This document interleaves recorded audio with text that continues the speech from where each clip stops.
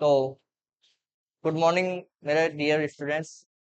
आप सभी को मैं बीएसटीसी वालों को मेंटल पढ़ाऊंगा और फोर्थ ग्रेड में जो अभी स्टूडेंट आए हैं उनको हम मैथ्स पढ़ाएंगे।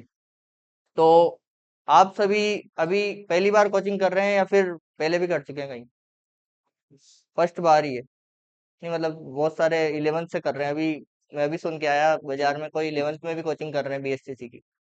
आप में से कोई तो नहीं है जो कर रहे थे? तो पहली बार आपका अनुभव थोड़ा अलग रहेगा, क्योंकि क्या आप पहली बार कर रहे हो तो अजीब सा लग रहा होगा। आप यहाँ पे कोचिंग में आए हो, पहली बार बैठ रहे हो, पता नहीं क्या पढ़ा रहे हैं सर, ये चीजें आप चलो टेंथ वगैरह तो आपने पढ़ा हुआ है, 11th में पढ़ा होगा, 12th में पढ़ा होगा, है ना। लेकिन अब जो पढ़ोगे आप मेंटल, मेंटल जो सब्जेक्ट है वो आप पहली बार पढ़ रहे हो। आपने इससे पहले कभी नहीं पढ़ा है इस सब्जेक्ट को। और मैथ्स में भी कुछ कुछ आप टेंथ में ही छोड़ के आ चुके हो मैथ्स को भी, है ना। सभी स्टूडेंट टेंथ के बाद पढ़ी नहीं है। आपने आर्ट्स से है तो किसी ने भी नहीं पढ़ी। अगर कोई साइंस से होता तो 11 12 में पढ़ता, पर आप लोगों ने नहीं पढ़ी। तो दोनों चीजें आपके लिए नई है। आपको मैथ्स में बेसिक बेसिक चीजें तो आपको आना ही चाहिए, उनके बिना अपना काम नहीं चलेगा। जोड़ घटाओ गुणा भाग ये तो आप सबको आता होगा, आता है ना आप सबको।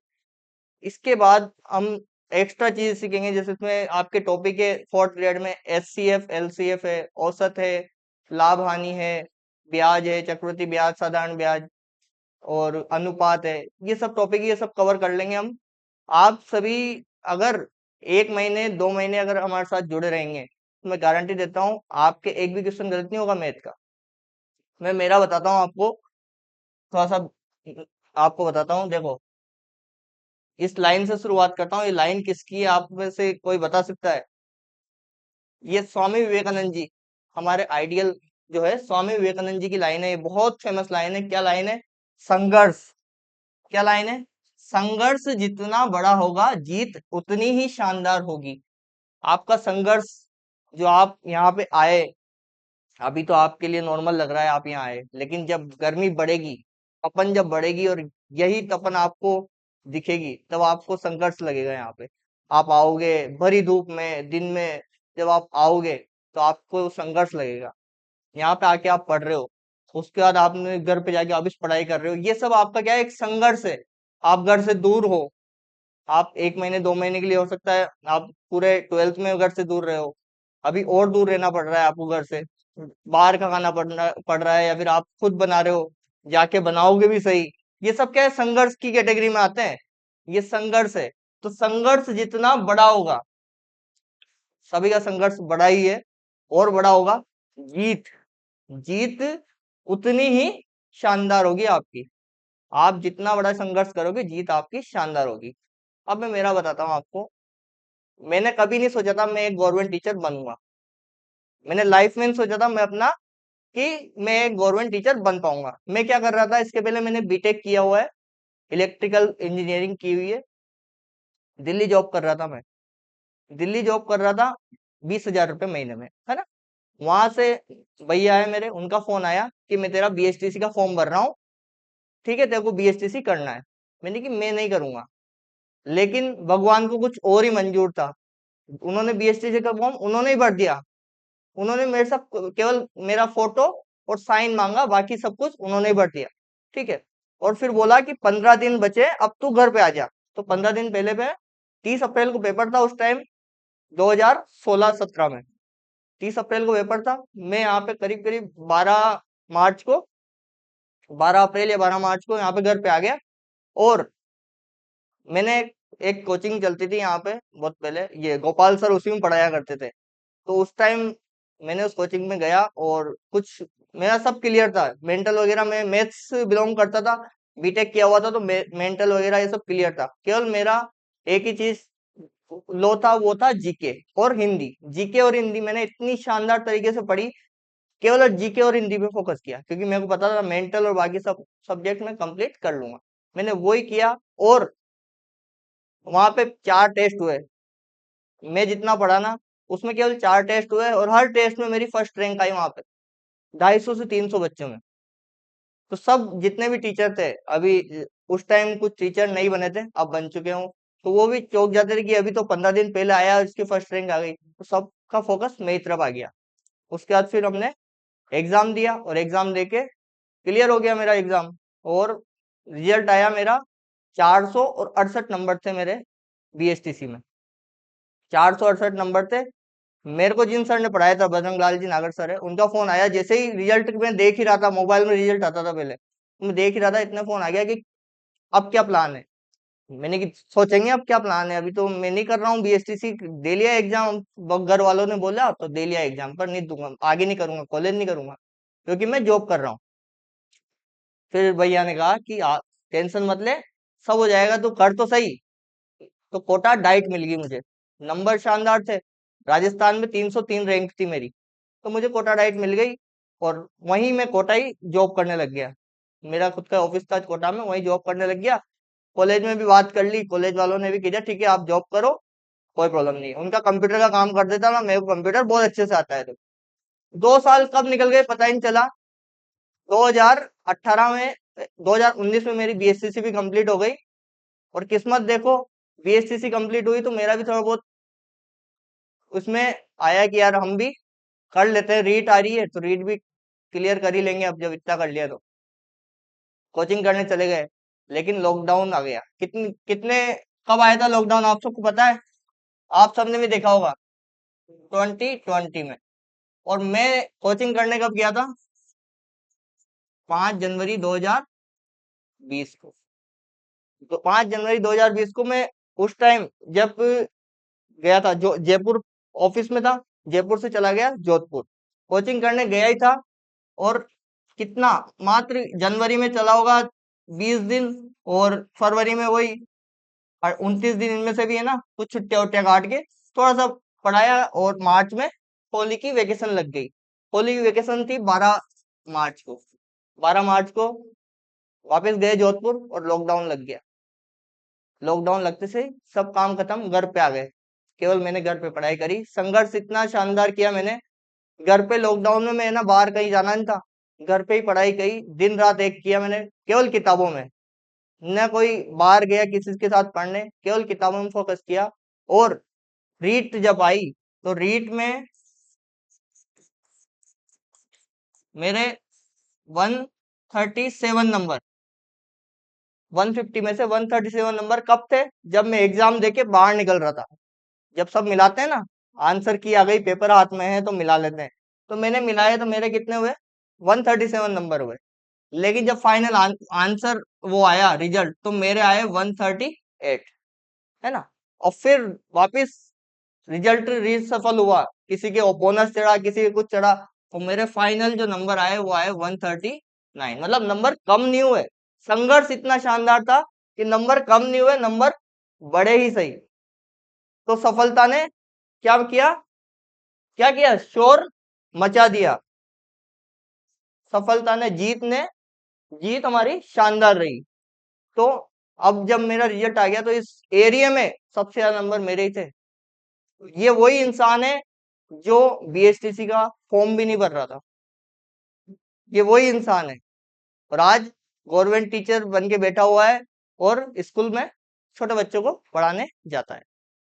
ठीक है ना, ये मेरी एक छोटी सी कहानी है। तो इससे आपने शिक्षा ले ली होगी। जो स्टूडेंट यहाँ 4th ग्रेड की तैयारी कर रहे हैं ना, तो वो कह रहे थे हम तो 4th ग्रेड ही पढ़ेंगे, तो उनको बीएसटीसी भी पढ़ना चाहिए।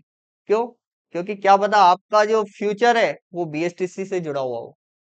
जरूरी नहीं आप 4th ग्रेड कर रहे हो, आपका बीएसटीसी में टीचर बनना ज्यादा सफल लिखा हो, भगवान ने आपका लिखा हुआ हो कि आप तो टीचर ही बनोगे। आप इंजीनियर नहीं बन सकते, आप 4th ग्रेड नहीं बन सकते, आप टीचर बनोगे। या फिर जो टीचर बन रहे हो सकता है वो 4th ग्रेड बन सकते हैं। तो ये सब चीजें हैं। अब हम आगे बढ़ते हैं हमारी क्लास की तरफ। आपके टॉपिक है 4th ग्रेड में एचसीएफ एलसीएम, ये टॉपिक है आपका, है ना। पहला टॉपिक यही है, हम इसी से शुरुआत करेंगे और सबको लगभग लगभग एचसीएम और एलसीएम आता होगा। और जो स्टूडेंट यहाँ बीएसटीसी के बैठे हुए हैं ना, तो उनको बता देता हूँ कि हमारी 5 से 6 क्लास कंप्लीट हो चुकी है मेंटल की। आप वो क्लासेस हमारे यूट्यूब चैनल HTM के अकेडमी पे जाके देख सकते हैं, या फिर हमारा एप्लीकेशन भी है, वो सर कुंदन सर बता देंगे। एप्लीकेशन से भी आप पढ़ सकते हैं, दोनों जगह से आप उसको पढ़ सकते हैं। 6 क्लास हमारी कंप्लीट हो चुके हैं, 3 या 4 टॉपिक आपके क्लियर हो चुके हैं मेंटल के, है ना। तो ये आज हम लेके चल रहे हैं क्या, HCF LCM। तो ये क्या होता है, क्या भला है ये HCF और LCM, क्या भला है, इसको हम सीखते हैं आज। और जो टॉपिक मैं आपको पढ़ा दूंगा ना, उस टॉपिक को आप भूलोगे नहीं, ये मेरी गारंटी है। आप किसी भी कंडीशन में उस टॉपिक को ना भूलोगे नहीं, क्योंकि वो अपन पढ़ाएंगे उसी तरीके से। आज तक आपको थोड़ा कंफ्यूजन रहा होगा, मेरे को भी रहा था जब मैं पढ़ता था कि यार HCF आ गया, LCF आ गया, चक्कर क्या है, क्वेश्चन आ जाता है, वो मैं अभी आपको बताऊंगा। देखो, LCM HCF, इसका तो होता है लघुत्तम समाप्त वर्ड से, ठीक है। और इससे क्या होता है, क्या होता है, पढ़ा नहीं आपने, महत्तम समाप्त वर्ते, क्या होता है, महत्तम समाप्त वर्ते। लेकिन ये कोई नहीं पूछेगा, केवल मैं आपको फुल फॉर्म बता रहा हूँ बेसिक नॉलेज के लिए। आपको टेंशन लेने की जरूरत नहीं, HCF और LCM में आएगा, और जो क्या आएगा इसके अलावा वो मैं आपको अलग से बता दूंगा। तो इसकी है ना, ये फुल फॉर्म होती है। अब इनकी डेफिनेशन में मैं आपको बताता हूँ। LCM की डेफिनेशन में ही आपको क्लियर हो जाएगा कि आपको क्या आएगा।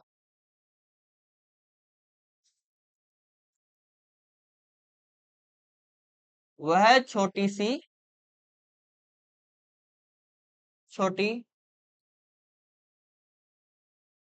संख्या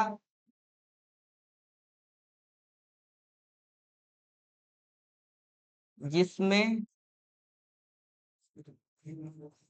दी गई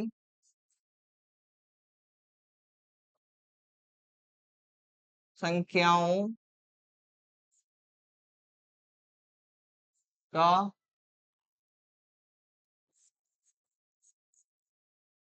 पूरा पूरा भाग चला जाता है। इसको हम अभी क्लियर कर देते हैं, है ना?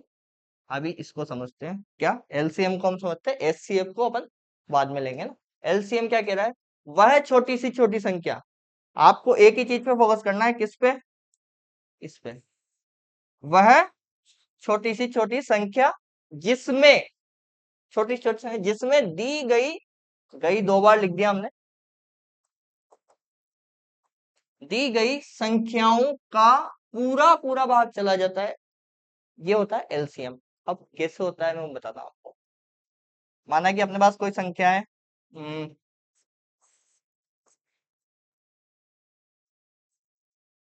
15, और एक और ले लेते हैं अपन, 20। 3 संख्याएं अपन ले लेते हैं, है ना। अब देखो 10, 15, 20 अपन ने संख्या ले ली, इनका निकालना है हमको LCM। क्या निकालना है, LCM निकालना है। तो LCM कैसे निकालते हैं वो तो मैं आपको बाद में बताऊंगा, लेकिन इसका LCM क्या आएगा, इसका LCM आएगा, हम इस तरीके से निकालते हैं, यहाँ पे इनके भाग दे दे के निकालते हैं। नेक्स्ट वाले पेज पे बता ही देता हूँ आपको।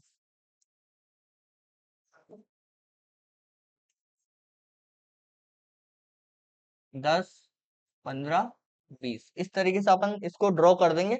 उसके बाद सबसे पहले आता है 2, तो 2 का हमें भाग देना है।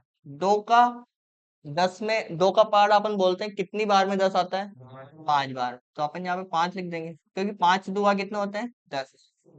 क्या 15 आता है क्या हमारा 2 के पहाड़े में, नहीं आता है, तो 15 को हम ऐसे कैसे लिख देंगे। उसके बाद 20 आता है क्या, हाँ आता है, कितनी बार में, जब तक 2 के पहाड़े वाली संख्या आती जाएगी, जब तक 2 का देंगे हम। 5 आता है क्या, नहीं आता है, ऐसा कैसा उतार दो। 15 भी ऐसा कैसा उतार दो। 10 आता है ना, कितनी बार में, 5 बार में। अब देखो 2 का पहाड़ा अपन बोलेंगे तो कोई सी भी संख्या नहीं आ रही है, 3 का बोल के देखते हैं, 5 तो ऐसा कैसा लिख देंगे। 15 का बोलेंगे, 5 दिया 15, और 5 ऐसा कैसे। अब 5 का वापिस दे देंगे, 1 1 1, तो क्या अपना आंसर क्या आया,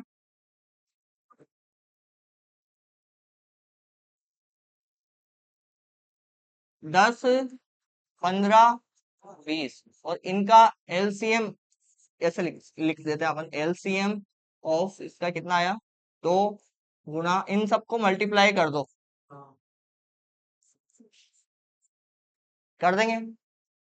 5 तिया 15, 15 दूना 30 और 30 दूनी। तो इन तीनों संख्याओं का एलसीएम क्या आया हमारे पास? 60 आया। कितना आया? 60। अब हम पीछे वाली स्लाइड पे चलते हैं। वह छोटी सी छोटी संख्या जिसमें दी गई संख्याएं, कौन कौन सी संख्याएं दे रखी थी अपने को?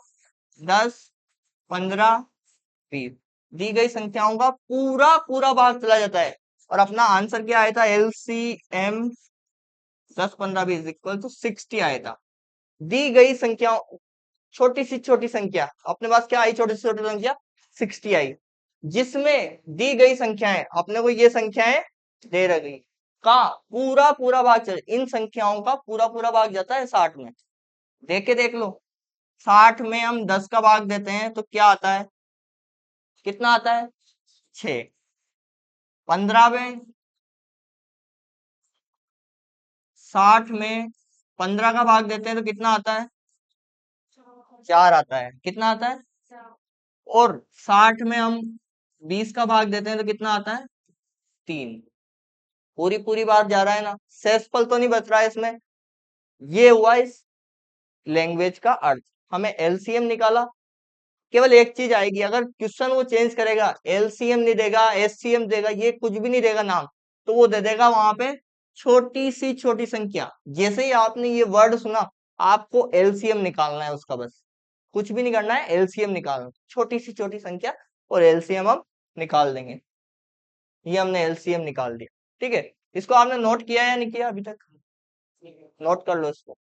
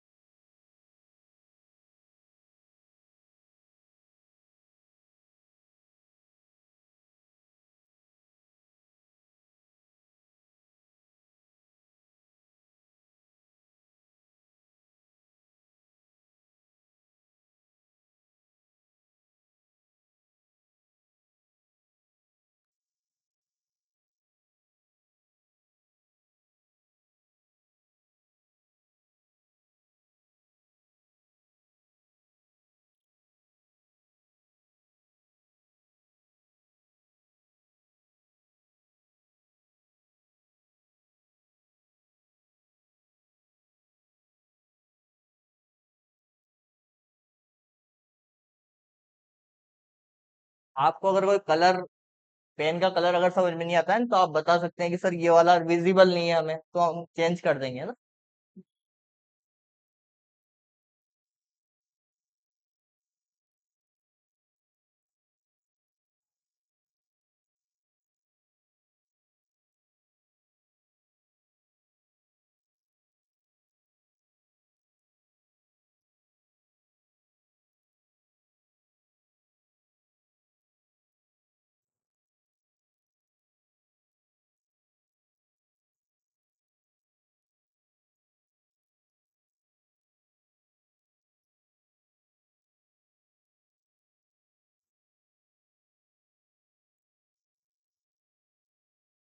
ये लिख लिया आपने?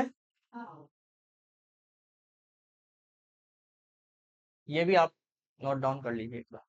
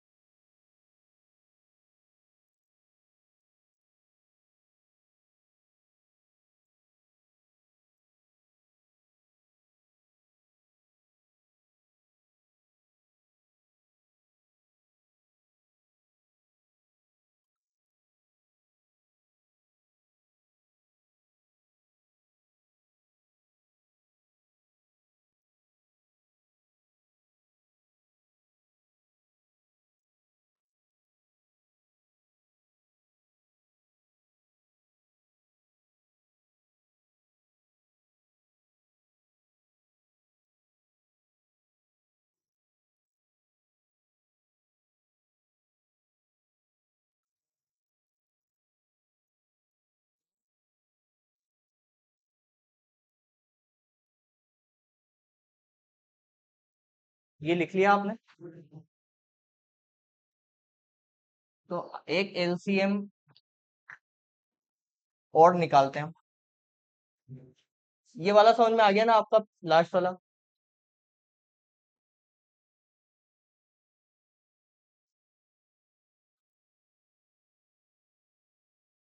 इसका एलसीएम क्या होगा? इसका एलसीएम क्या होगा देखते हैं। हमें क्या करना है, यहाँ पे 8 लिखना है, 10 लिखना है, 12 लिखना है, बस। दो का पाड़ा बोलना है।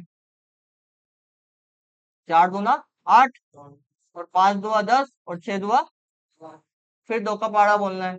2 दुआ 4, 5 को ऐसे ऐसे लिख देंगे, और 3 दूनी 6, फिर दो का पाड़ा, 2 एकम 2, 5 और 3, फिर एक बार 3 का बोल लो पाड़ा, तो यहाँ पे क्या आ जाएगा? 1 आ जाएगा, और यहाँ पे 5। सिंपल, कोई भी दिक्कत नहीं आई होगी आपको। अपन ने केवल इसको पहाड़ा बोला और कंप्लीट कर लिया। अब इसको यहाँ पे लिख लो, 2 गुना 2 गुना 2 गुना 3 गुना 5। इन सबको गुणा कर लो, कितना आ रहा है? 5 तिया 15, 15 दुआ 30, दुआ 60, और दुआ 120। तो इसका एलसीएम कितना आ गया? 120 आ गया। अब हमारी जो वो थी थ्योरी, क्या थी? वह छोटी सी छोटी संख्या जिसमें क्या था, जिसमें दी गई संख्याओं का पूरा पूरा भाग चल जाए। तो अपनी दी गई संख्याएं 8, 10, 12 है। 120 में 8 का भाग देते हैं तो कितना आता है? 15 अट्ठे 120, 15 आता है। 10 का देते हैं तो 12, और 12 का पहाड़ा बोलते हैं तो कितने? 10 बार आता है। पूरी पूरी बार भाग जा रहा है। यही एलसीएम है। ये चीज समझ में आ गई आपको? ठीक है, ये आप एक और निकाल के बताइए मुझे।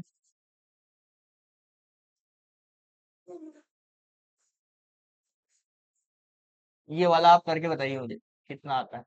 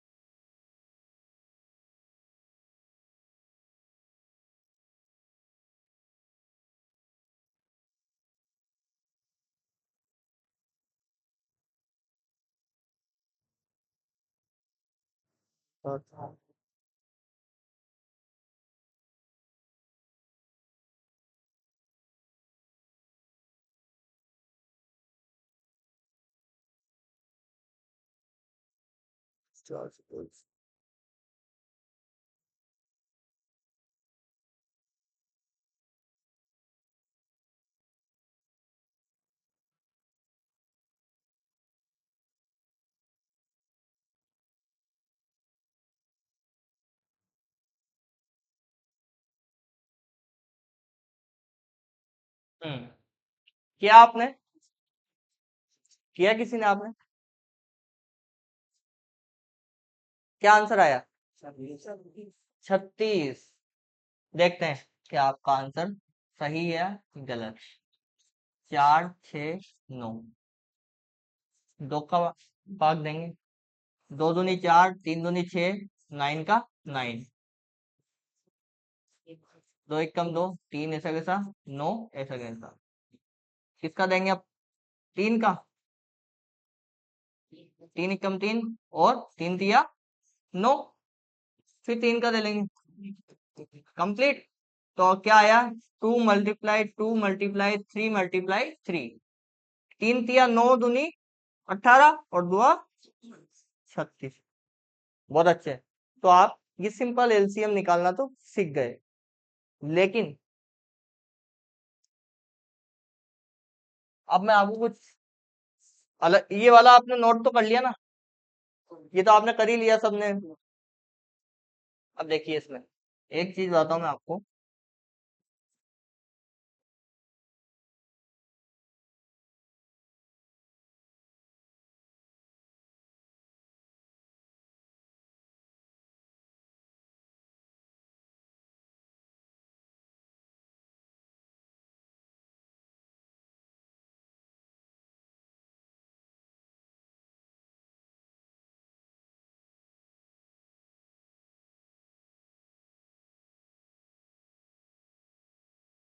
क्या लिखा मैंने? दो लगातार संख्याओं का एलसीएम ज्ञात करना। दो लगातार संख्याओं का एलसीएम ज्ञात करना। जैसे अपन ने निकाला 5 और 6, ये एक एग्जाम्पल है। क्या है? 5 और 6, इसका आप एलसीएम बता सकते हो। कितना होगा एलसीएम इसका? 30। कैसे किया आपने? या तो आपको अभी जो मैंने तरीका बताया उस तरीके से करो, या फिर हम क्या करेंगे, दोनों संख्याओं को मल्टीप्लाई कर दो। 5 × 6 कितना आता है? 30। यही इसका एलसीएम होगा। अब इसको हम तरीके से करें तो 5 यहाँ लिख देते हैं और 6 यहाँ लिख देते हैं। 2 से शुरू करते हैं, 5 ऐसा कैसा लिखेंगे? 3 दूआ 6 हो जाता है। फिर 5 ऐसा कैसे लिखेंगे? या 3 × 1 = 3 हो जाएगा। और 5 1 1 कितना आया? 2 × 3 × 5, 5 3 × 15 और 15 2 × 13, 30 आ गया हमारा आंसर।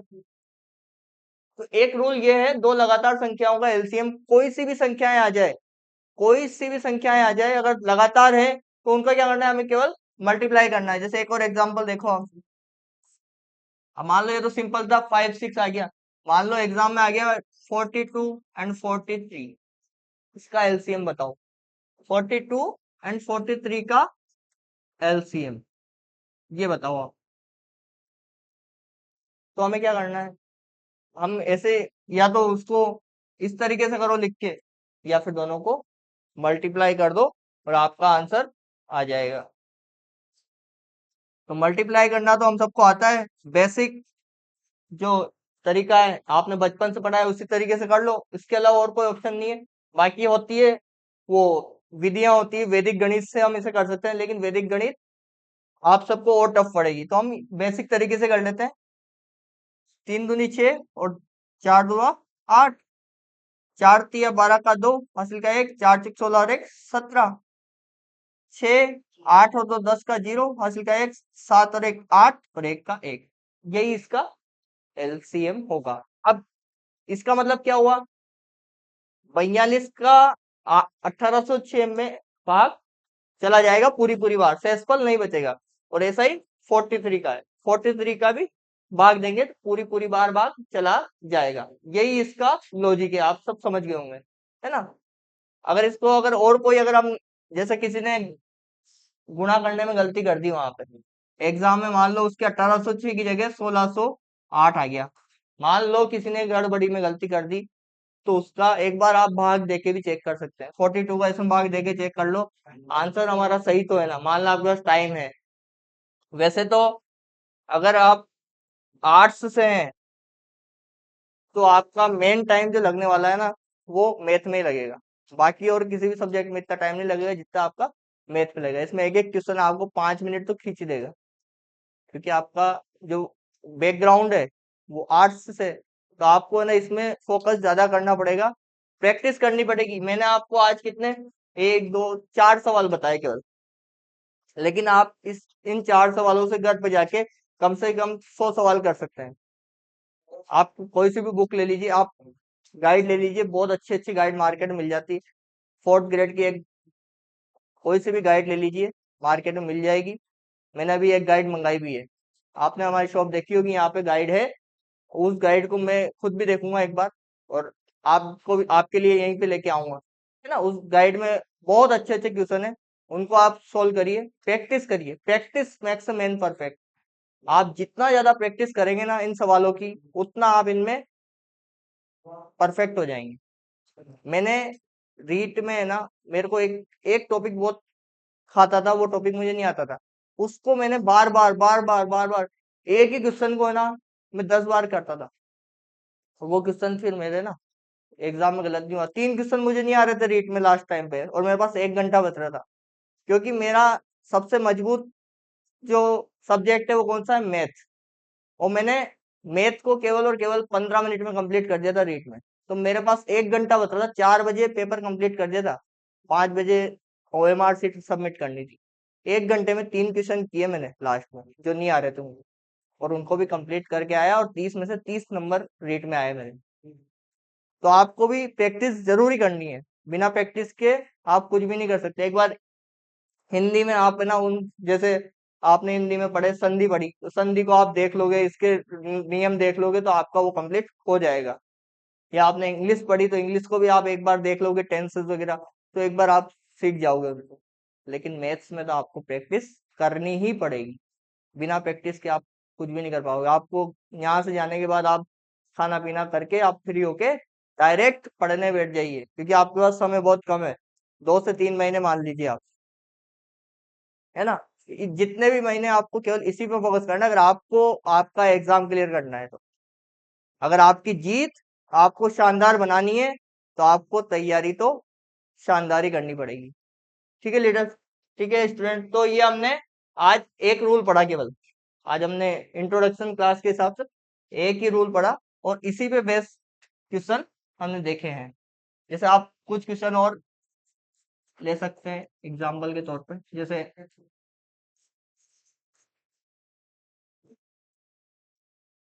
ये वाला क्वेश्चन हमने ले लिया।